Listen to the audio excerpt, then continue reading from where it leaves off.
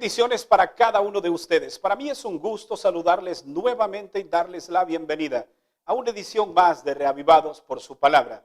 Hoy meditaremos en el capítulo número 28 del libro de Hechos. Llegamos al final de este maravilloso libro. Sin duda, el recorrido, la experiencia ha sido única y nuestro crecimiento espiritual y el conocimiento intelectual han incrementado de una manera espléndida. Cada uno de nosotros hemos sido impactados con los hechos del Espíritu Santo. Y es que muchos declaran que así debía llamarse este libro.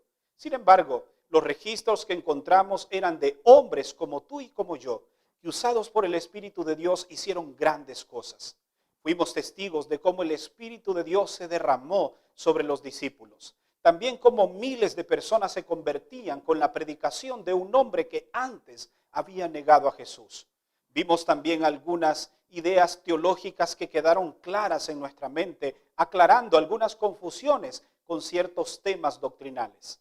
Y sobre todo, vimos la conversión de aquel que a partir de ahora se convertiría en el escritor por excelencia que enviaría cartas a diferentes iglesias. Hoy vemos ahora a Pablo, después del incidente en la embarcación, llegando a una isla. En ese lugar se desarrolló un evento interesante.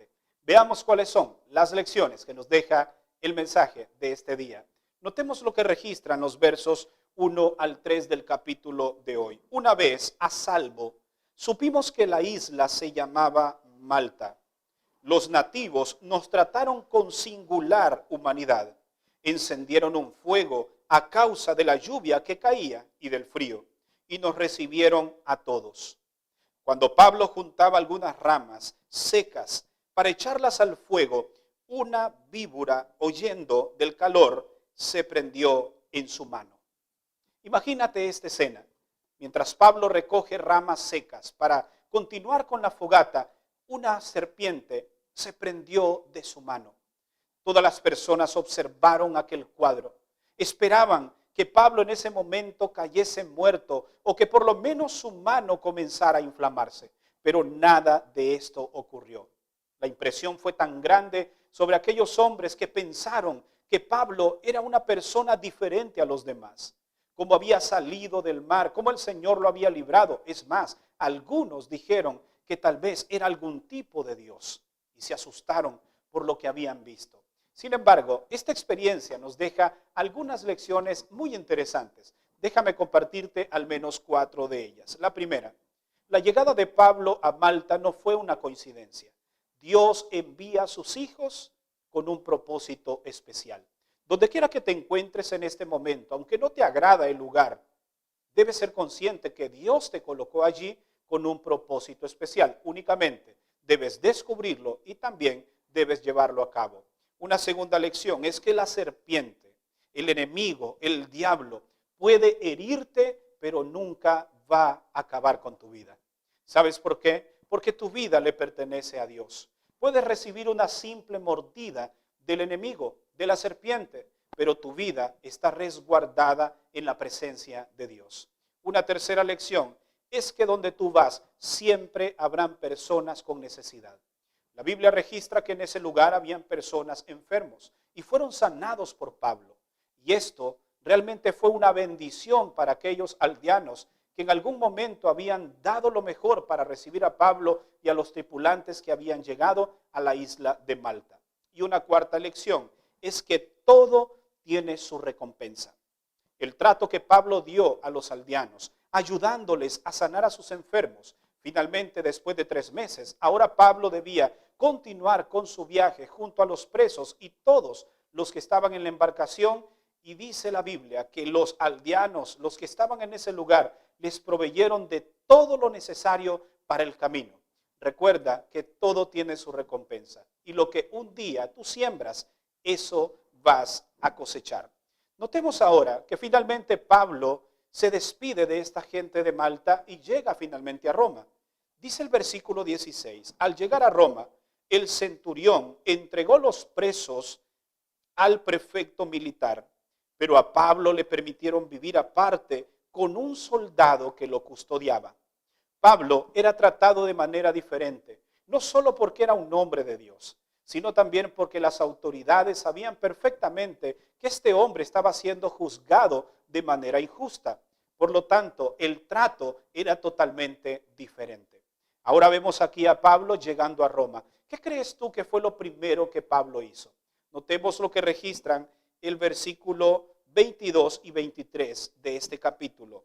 Pero deseamos oír de ti mismo lo que piensas, porque sabemos que en todas partes hablan contra esta secta, hablando de los cristianos. Habiendo señalado un día, vinieron en gran número a ver a Pablo a donde se hospedaba. Entonces, desde la mañana hasta la tarde, testificó del reino de Dios, procurando persuadirlos acerca de Jesús por medio de la ley de Moisés y los profetas.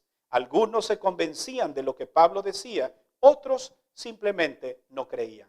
¿Te diste cuenta? Después de pasar un momento difícil en el mar, después que la embarcación que Pablo estaba fue azotada por la tempestad, haber sido mordido por una serpiente, llegar a una isla lejana, Pablo perfectamente pudo haber desistido de la misión que Dios le había encomendado, pero no. Al llegar a Roma, lo primero que Pablo hizo fue predicar el evangelio una vez más. Esto nos habla del ímpetu y del amor que Pablo tenía para predicar el evangelio. Y es así como termina el libro de Hechos. Pablo predicando a los romanos. ¿Sabes? Para finalizar en esta hora, me gustaría que analicemos esta vida de Pablo, por lo menos este último capítulo del libro de Hechos. La esencia es que a pesar de las dificultades, aunque atravesemos por adversidades, por tempestades, aunque tengamos que enfrentar injusticias, vale la pena seguir predicando a Cristo Jesús. Pablo no perdía la oportunidad de hablar de ese Dios que lo había librado en muchas ocasiones. El versículo 22 llama la atención, porque los que estaban allí en Roma hicieron referencia a los cristianos llamándola una secta. Muchas gentes en muchos lugares hablaban de ellos. ¿Sabes por qué? Porque todos los que habían aceptado el cristianismo, todos los que eran parte del pueblo de Dios, se encargaban de propagar las verdades por todos lados. Por eso es que la fama de Jesús, de Dios, se extendía por todo lugar. ¿Qué estás haciendo con el mensaje que el Señor te ha confiado? ¿Estás predicándolo? ¿O estás simplemente justificando tu acción de no trabajar por las situaciones adversas que estás viviendo?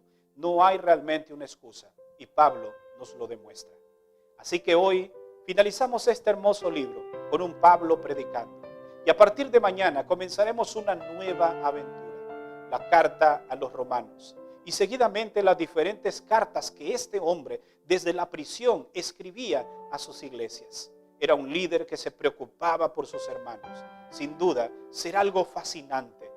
Y te agradezco porque hasta aquí nos has acompañado. Y mañana esperemos que también te encuentres con nosotros. Me gustaría orar por ti, para que juntos continuemos llevando este evangelio a las personas que no lo conocen y que juntos sigamos creciendo también en el conocimiento de la palabra de Dios. Te invito a inclinar tu rostro, vamos a orar.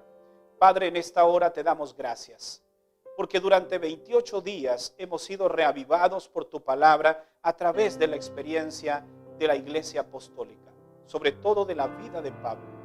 Ahora nos preparamos para comenzar a leer estas cartas maravillosas que Pablo escribió a diferentes iglesias. Queremos, al igual que Pablo, ser motivados por tu amor, ser impulsados por tu Espíritu Santo y seguir cumpliendo la obra que tú nos has encomendado. Te agradecemos por acompañarnos hasta este momento y te pedimos que sigas abriendo nuestro entendimiento y nuestro corazón para que tu palabra impacte nuestras vidas. En el nombre de Jesús oramos. Amén. Gracias por habernos acompañado en el mensaje de este día. Recuerda que mañana estaremos nuevamente aquí para una vez más ser reavivados por su palabra. Que Dios te bendiga.